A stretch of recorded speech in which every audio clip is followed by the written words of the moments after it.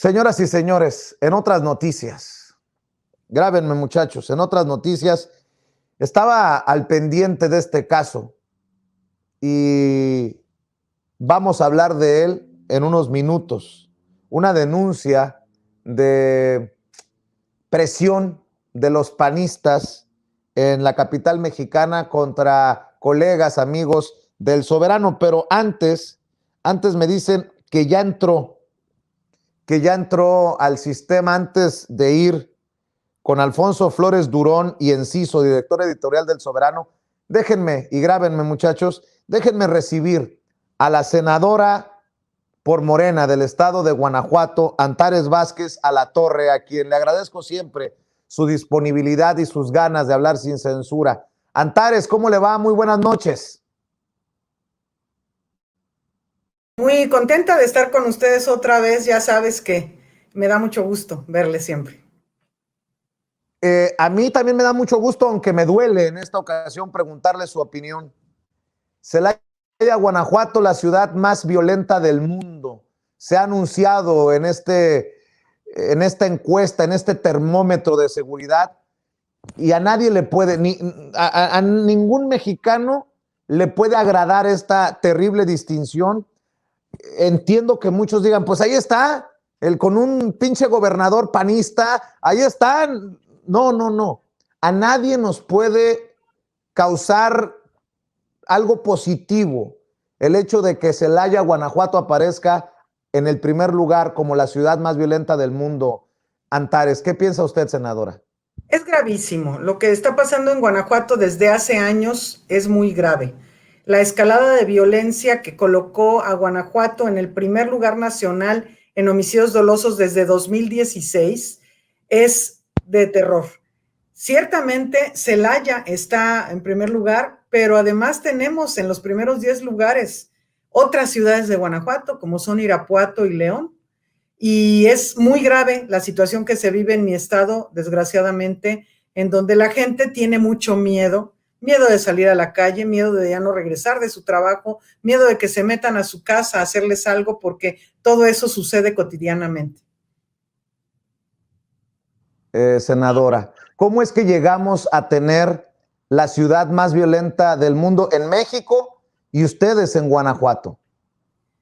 Pues mira, yo creo que es toda una suerte de, es como un germen, un caldo de cultivo. Es importante decir que si bien Guanajuato es uno de los estados con mayor ingreso a nivel nacional, el 80%, de acuerdo con cifras de Coneval, están por debajo de la línea de bienestar, es decir, que tienen vulnerabilidades distintas. Estaba consultando recientemente los datos del censo de INEGI de 2020 y Guanajuato está por debajo de la media nacional en escolaridad, por ejemplo, y esto tiene que ver con que no hay suficientes preparatorias y mucho menos universidades. Entonces, ¿cuáles son las opciones para las y los jóvenes? Desgraciadamente, enrolarse en actividades antisociales para subsistir o subsistir de esa manera muy, muy grave y muy precaria porque están arriesgando la vida.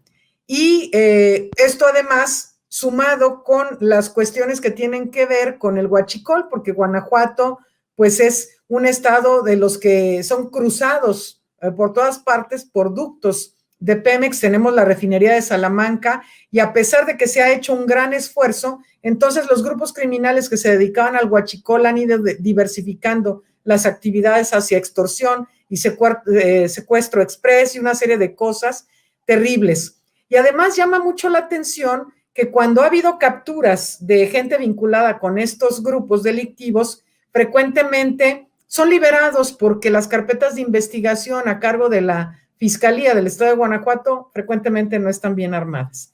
Entonces, hay una serie de cuestiones muy graves. Ha habido muchos homicidios de personas vinculadas, bueno, servidores públicos.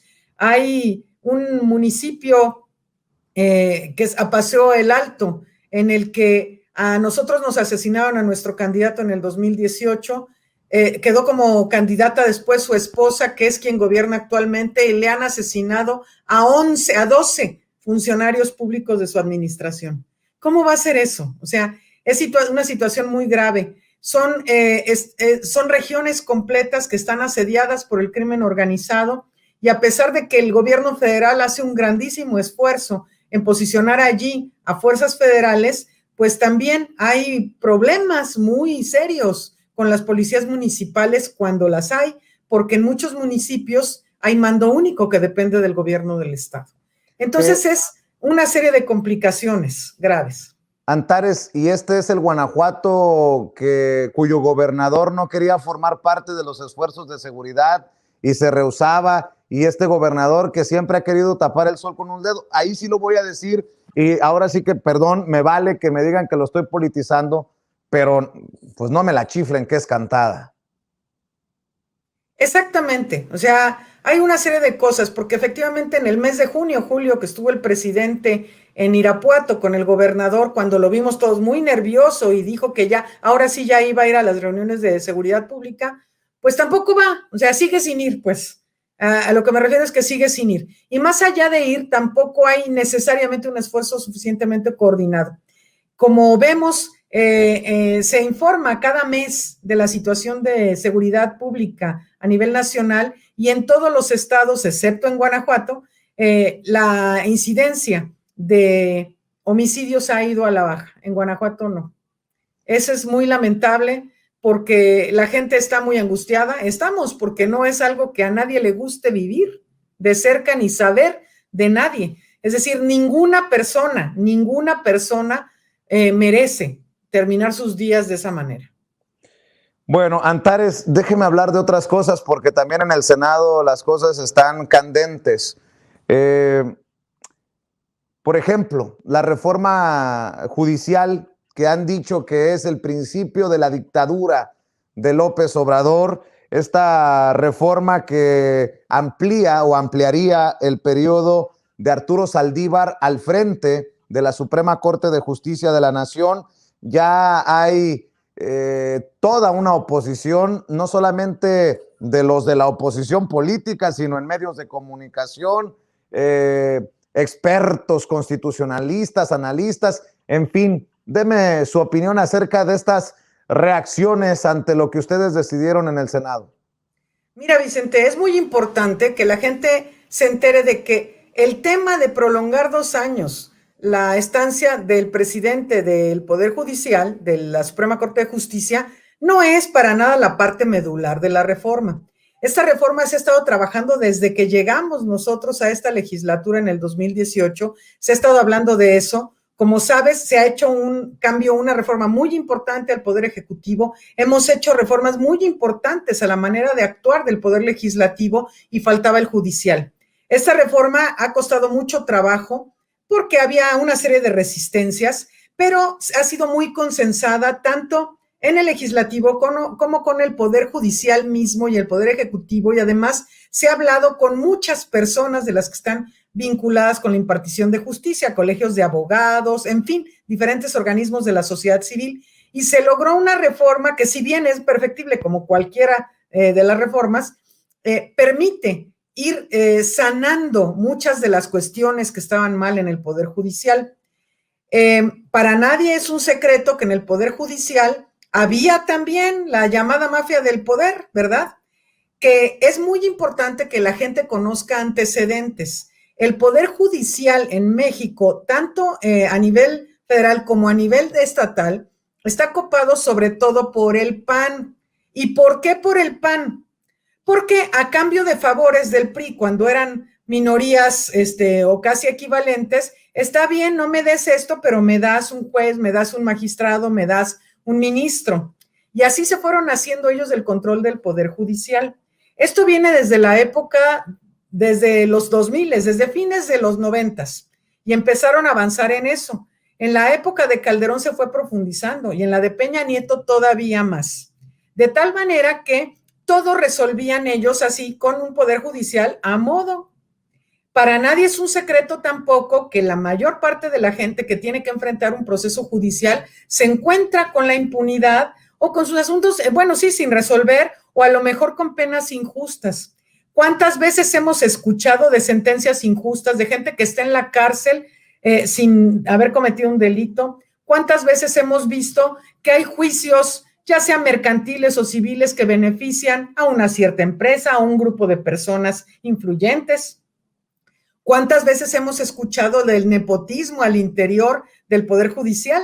De cómo el juez ponía a la hermana, a la tía, a la prima, a la esposa, todo mundo estaba metido allí.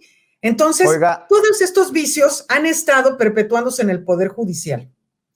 Y se oiga, hizo, sí. senadora, Ajá. perdón, creo que esta reacción de la oposición y de muchos golpeadores de la 4T, del gobierno del presidente Andrés Manuel López Obrador, de Morena, con ustedes, creo que le da la razón al presidente cuando dice que la Suprema Corte está pues enquistado todavía el viejo régimen, que es Arturo Saldívar o es Arturo Saldívar, porque no entendería de otra manera esta reacción tan furibunda, tan colérica de esos que dicen López Obrador lo tomará de ejemplo para también extenderse en el poder. Hágame usted el favor.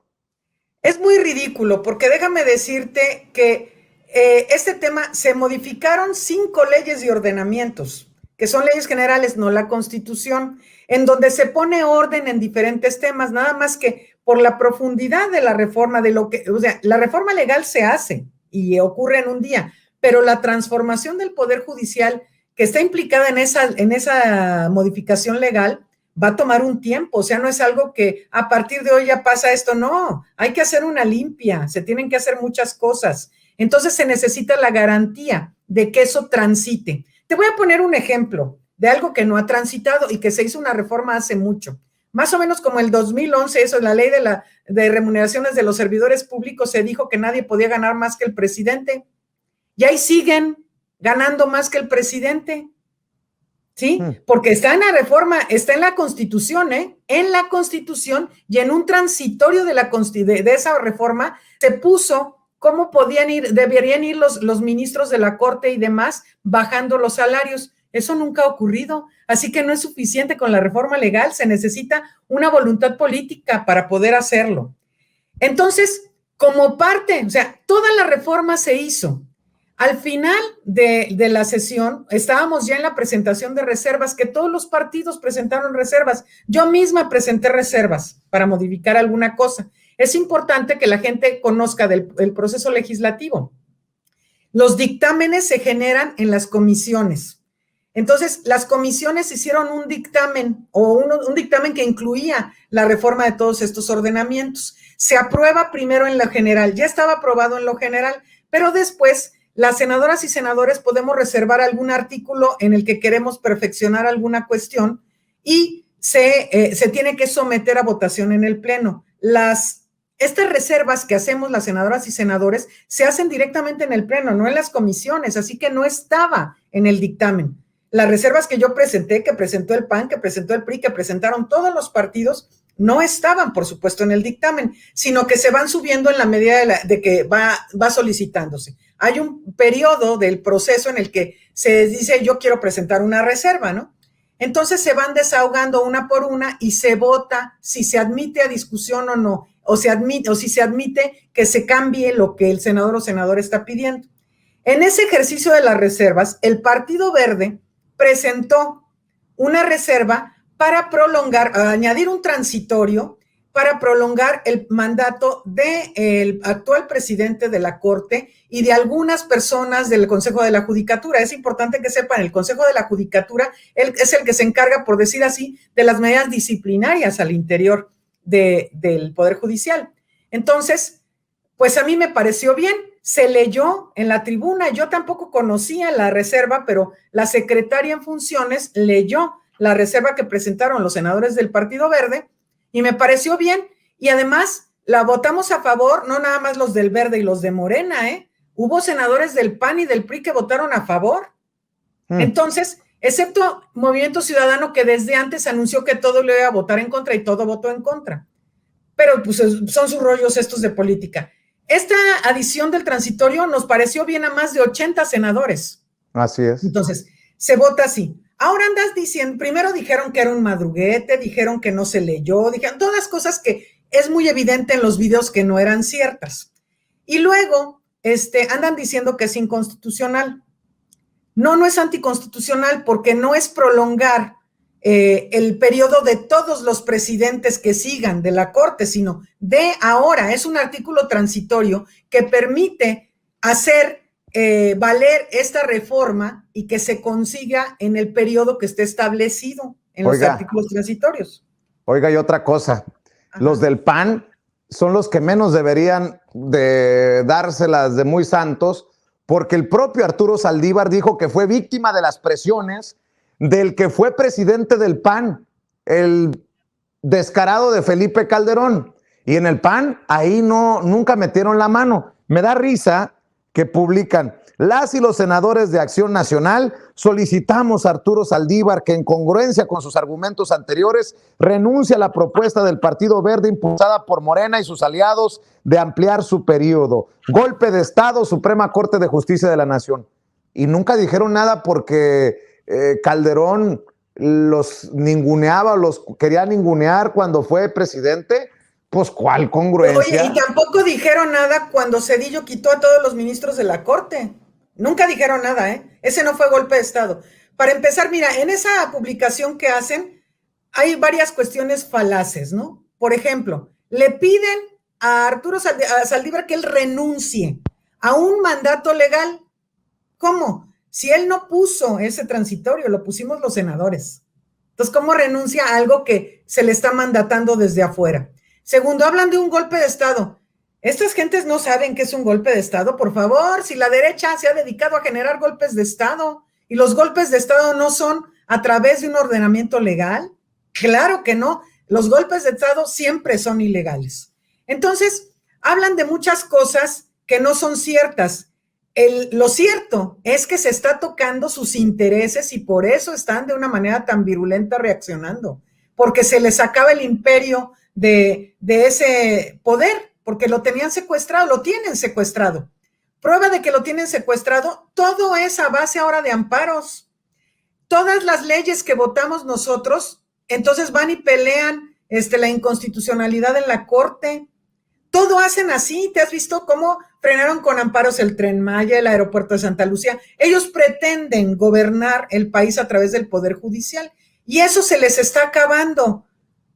Entonces, esa es la cuestión que tienen y por eso andan como desesperados viendo cómo le hacen para parar el asunto. Oiga, senadora, para cerrar, si me permite, hablemos del outsourcing, porque también algunos senadores y senadoras de la oposición, en su defensa de los intereses inconfesables, dices tú, no se darán cuenta, la verdad, no se darán cuenta cuando hablan de estos temas, el ridículo que hacen. Hábleme de esto, que para mí es histórico. Mira, Vicente, hoy se logró en el Senado de la República una victoria efectivamente histórica de una lucha de muchos años. El outsourcing fue creado por el sistema perverso del neoliberalismo corrupto. A nadie nos cabe duda, es enriquecerse unos cuantos sobre el sudor y la sangre y el padecimiento de los muchos.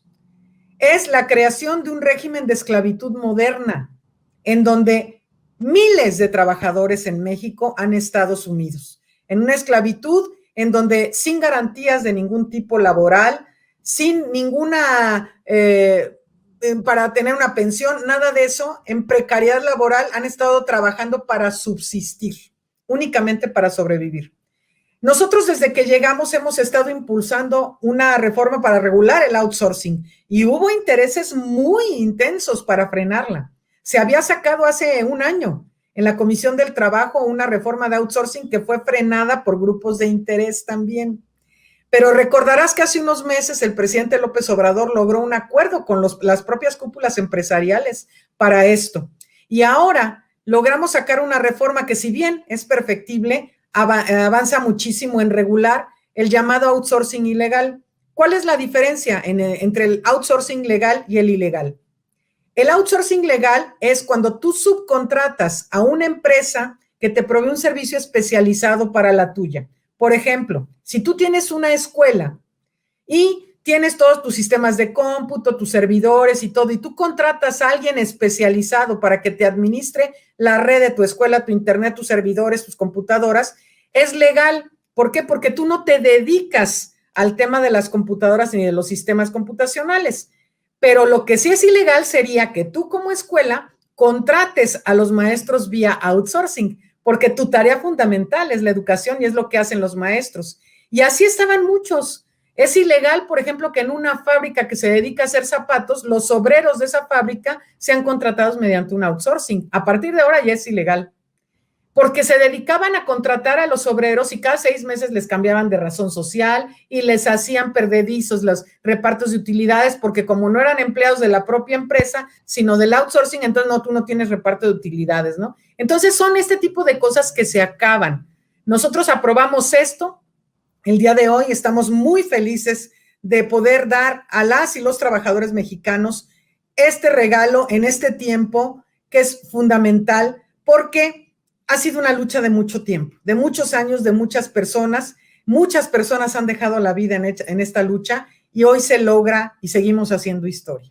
Así es, pues le agradezco mucho, senadora Antares Vázquez Alatorre, por acompañarnos en Sin Censura y estamos al pendiente de todos los temas. Aquí la vemos muy pronto, si le parece. Muy bien, muchas gracias, Vicente. Mucho Cuídese. gusto de saludarles. Bye. Igualmente, la senadora Antares Vázquez Alatorre hablando con nosotros sin censura.